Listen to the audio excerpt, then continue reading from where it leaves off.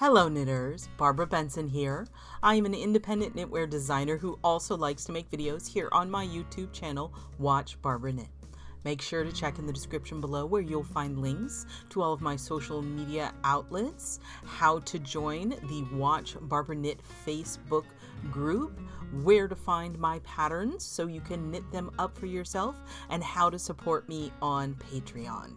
Today, I have a pattern tour for you.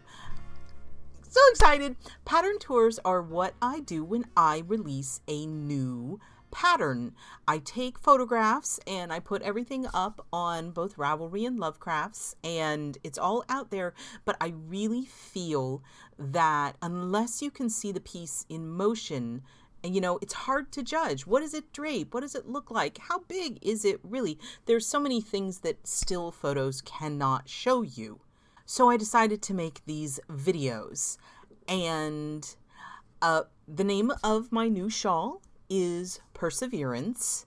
There is a story behind it, and I will, if you stick around towards the end of the video, I will tell it, but I wanted to get right to it for people who are like, just show me the shawl and tell me the info. Here's the shawl. So it is a triangular shape, but it's an asymmetrical triangle. So that means, here, let me hold it up as best I can and get it mostly in frame.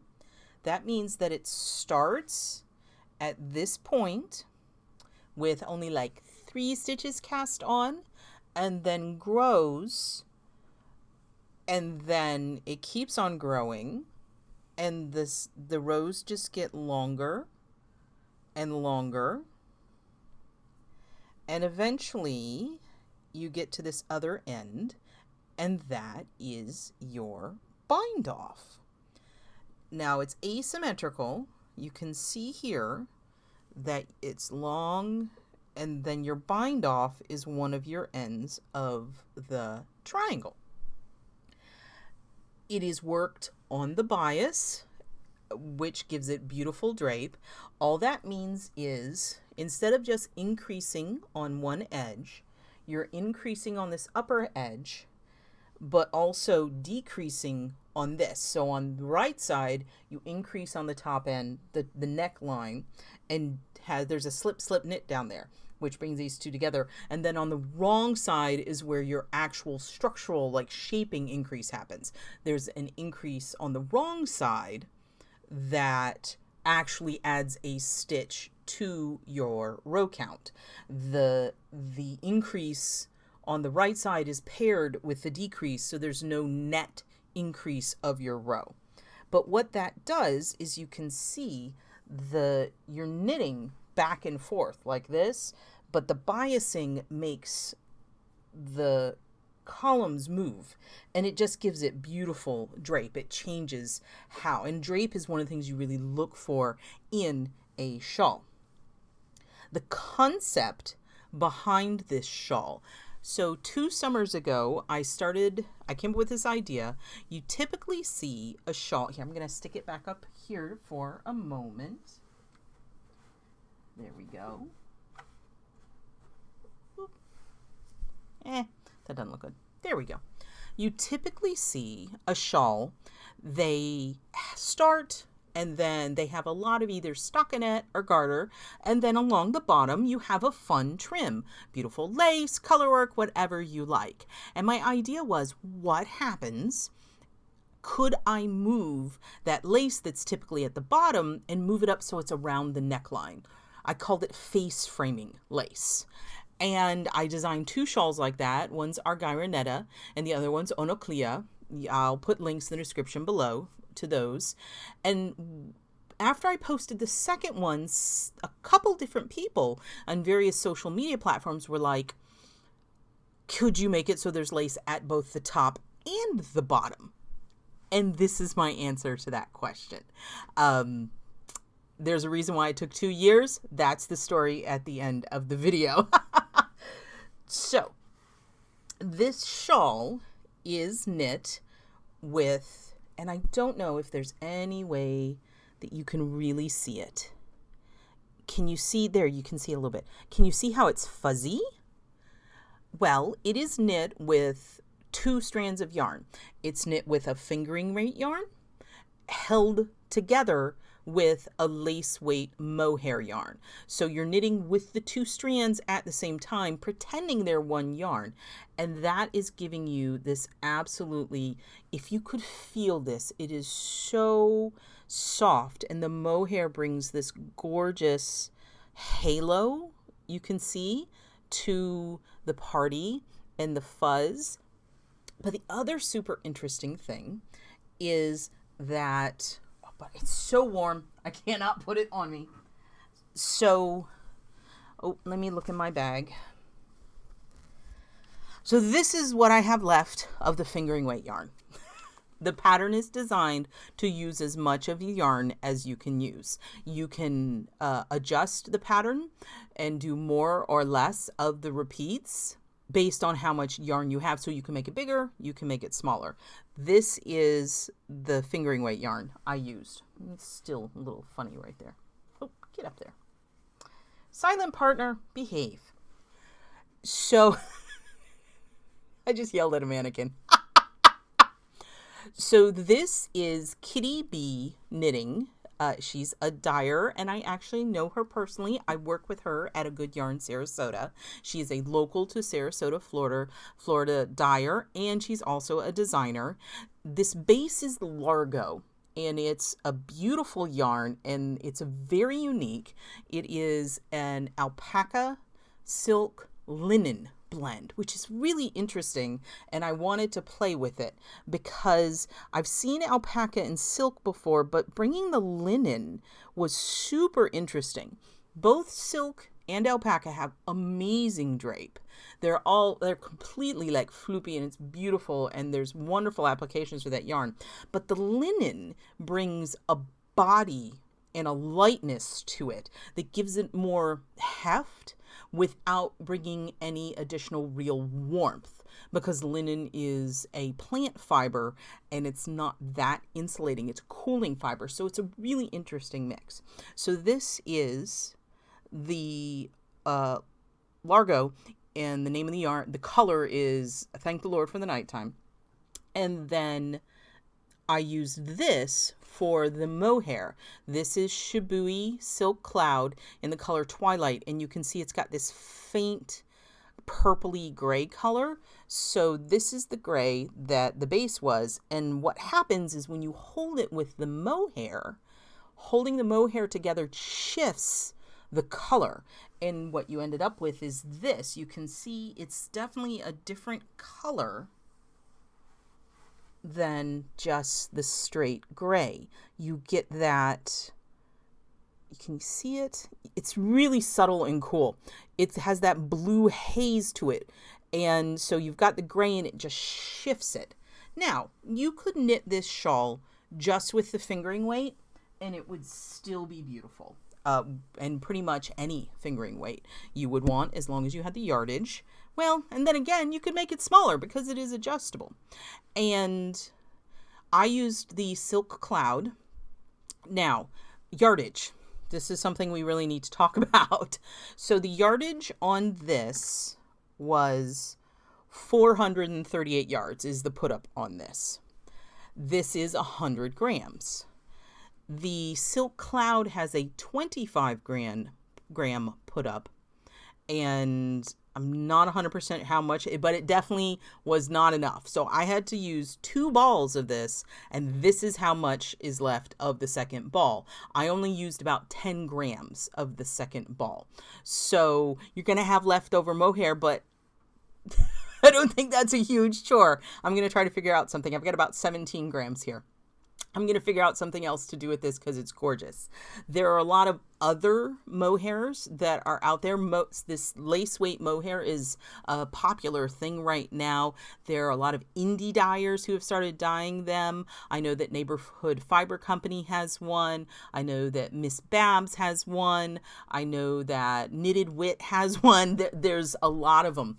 And those, the indie dyers tend to have them in 50 gram put-ups. So you can just end up with like 1-in-1 skein. And I'm really excited and hoping that some of y'all will decide. I think it would look really cool. I mean, I love this, but I also think that choosing a variegated yarn for the mohair, so you have that solid background and the variegated yarn will be kind of modeling it. I think it could be super cool. And the other thing I thought of is if you did want to go with the silk cloud, if you want, or Rowan Kid Silk Haze comes in a 25-gram put up. If you wanted to go with just using one 25-gram ball, what you could do is stripe the mohair. And what I mean by that is what you would do is like knit 2 rows holding them together, drop the mohair, knit 2 rows in just the fingering, pick the mohair back up. Now you're going to have to carry it up the edge and be careful not to pull that tight, but that could definitely let you get away with just one ball of, if all you have is 25 grams of the mohair. It's so pretty, and the other is so pretty, and there's so many interesting ways you can play with the color by combining the mohair with the fingering weight. And it is, I want to show you, look at the drape on that. Isn't it gorgeous? And again, so what you have is you have the lace. So you start out and you have your setup and you make and build up the bottom lace until it's a set width. And then you start building up the top lace until it's a set width. And then eventually you hit the body. It is a fairly long setup because there's, focus. There's multiple sections. So you've got your basic setup, the bottom lace setup, and then a repeat there, and then your top lace setup and a repeat there. But once that's done, which is about somewhere like here, so it's like 100 rows, then it's just a repeat. And let me check. I think it's an 8-row repeat. It's really not. Yeah, the body of the shawl is only an 8-row repeat. So you just do those 8 rows over and over and over again until you're done. And what it is during those 8 rows, the stockinette center is growing. And honestly, that was one of the challenges for me to get the top and bottom lace to stay static. At the same time, the center was growing, but also we're on the bias. So these knit 2 togethers keep chomping stitches out here, and I keep adding stitches out here. So to keep the bottom and the top the same, to keep this the same width, you're constantly having to add columns of this lace.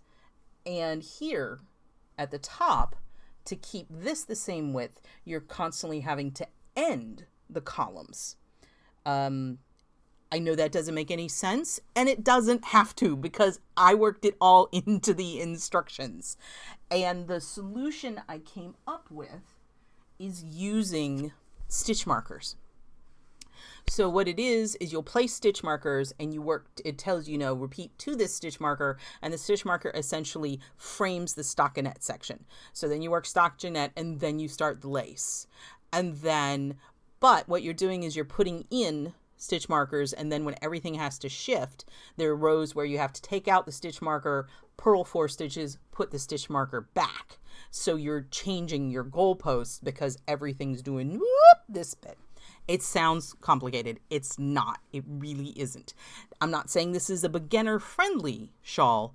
You need to be fairly confident in your lace knitting because it does have some manipulation that needs to go on. It's not difficult lace, but the combination of working the lace and the biasing takes a little bit of focus. But once you get into the rhythm, it's super easy. I want to say that the pattern is written only. There are written instructions. There are no charts in this pattern. I had charts. I designed it in a chart. It was a giant chart. And I ended up working the entire pattern from the written because the charts, there had to be so many, and they were like puzzle pieces that didn't really fit together well. And it was, the construction is different than you normally look. And since the center is growing, it just was weird. And I think it would have been more confusing to include the charts because the amount of instructions that I would have to put to make you understand how the charts went together you might as well have just read all the written instructions. So it's written only, no charts. Let's get into the nitty gritty of it. So as I said, it's 438 yards of the fingering weight. And then you're going to need, and you saw how little I had left. And then you're going to need an equal amount of the mohair plus a little bit. So you want a little bit more of the mohair than you do. Or if you have equal amounts, you just know that you're going to have to stop the fingering early, because the last 2 rows you work in only the mohair.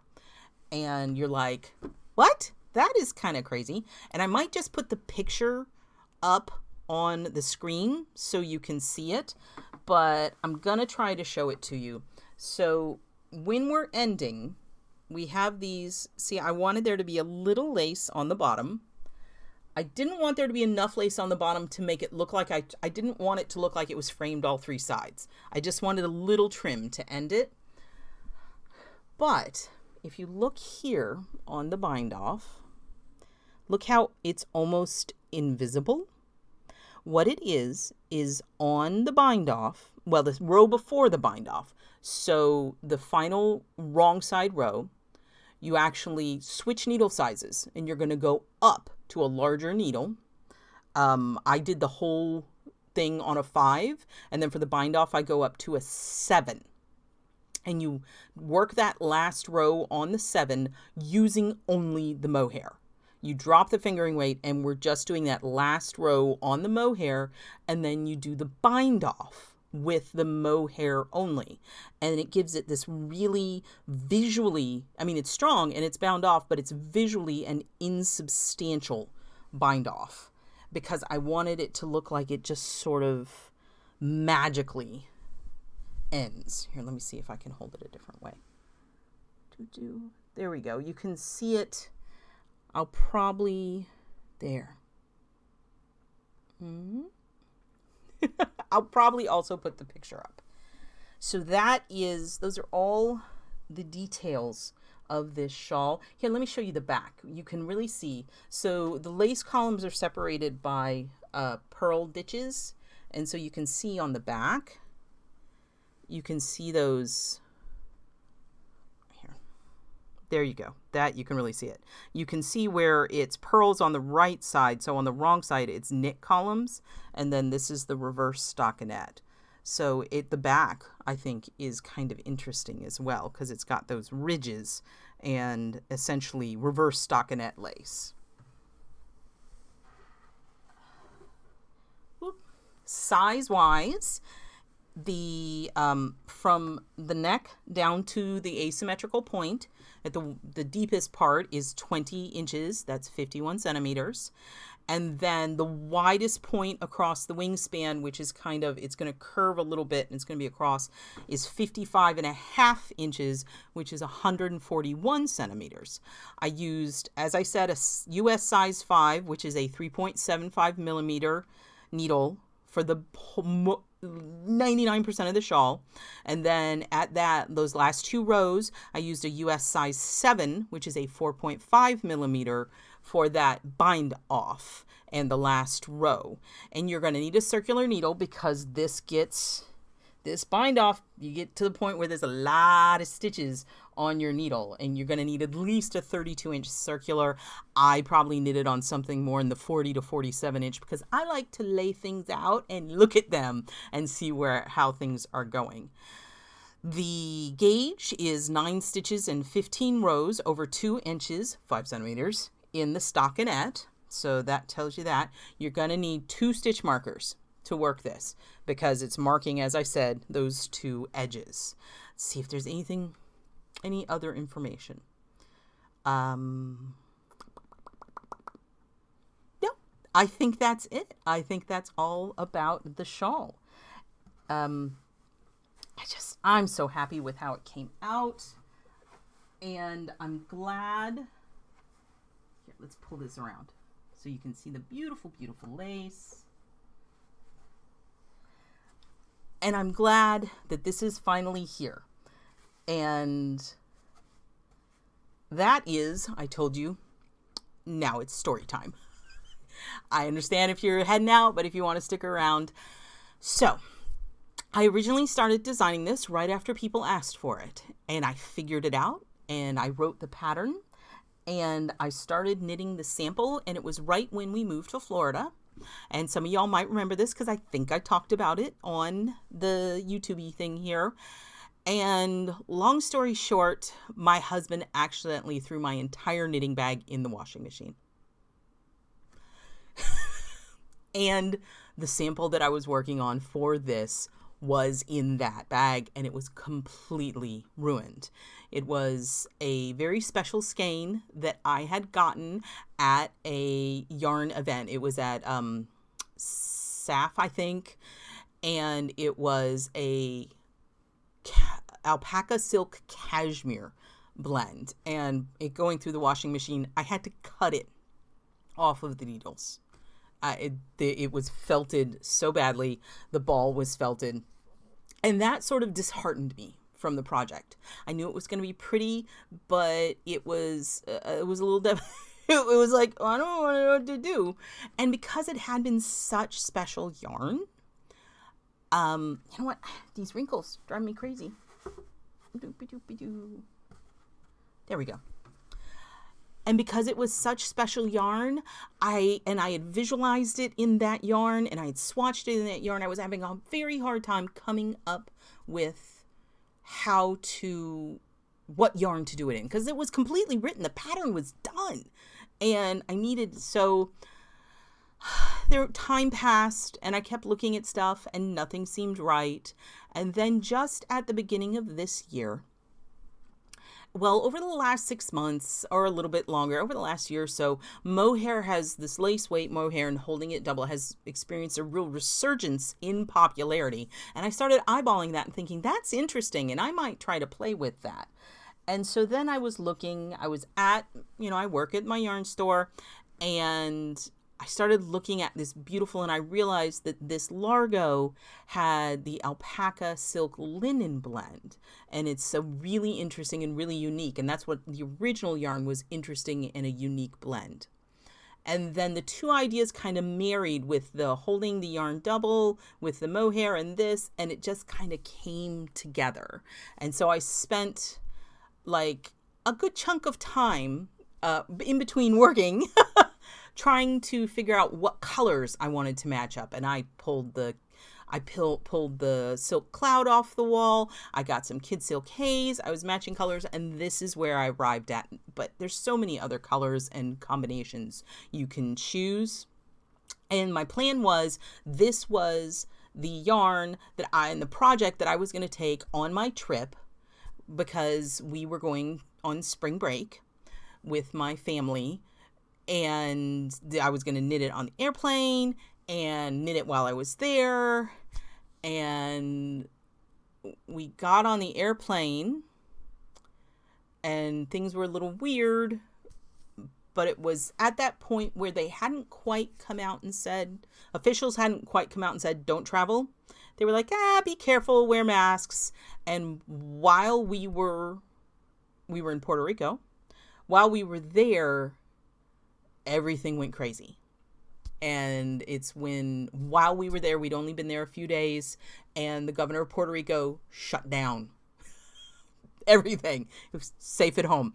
And so there was stress involved. And so, but I kept on knitting, and then we got an early flight home, and we were flying home, and I was knitting. I had my face mask on. We were all disinfected, and I was knitting, and I'd been knitting on it.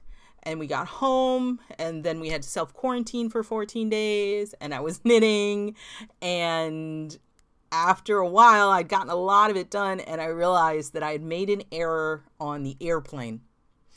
And it was stressful because, I picked it up and put it down so many times, and I missed a couple rows. So then I had to frog back like 11 repeats. I had to frog so much. If you follow me on Instagram, there was a picture where I put my yarn bag in the freezer, and I'm like, it's in timeout, because I had to frog it. And then I had done the bind off and I realized I didn't like the way the bind off looked and I really needed to change it and I needed to go up the needle size. So again, if you watch my Instagram, you'll have seen the picture where I actually took my scissors and cut off the existing bind off so I could redo it. So it's just been a whole lot of stuff with this shawl, but through it all, I persevered. It's perseverance is why it's named that. It's because I just pushed through all of it and the shawl is done. And I'm so excited to show it to you. Oh, and one other little challenge. Since we're all stay at home now, I don't have a model that I can work with. So the photographs really, I tried my best to taking photographs at the store on a mannequin. Hopefully someday I'll be able to take modeled photographs so they're more like my normal photographs. But I did my best. I think we're all just doing our best and doing what we can. So that is my new shawl. That is my long story. I really love it. And I hope y'all do too. You will find links in the description below for where you can get the pattern to knit up for yourself. If you are like thinking about combining different colors, I would love for y'all to be in the Facebook group or in my Ravelry group if you want me to look at different colors and give you my opinion on what I think, and to hear what yarns you might be using. That would be awesome. If you like this video, please give it the thumbs up, click that like button, and if you'd like to be notified whenever I upload a new video, please subscribe to my channel and select notifications. Thank you so much.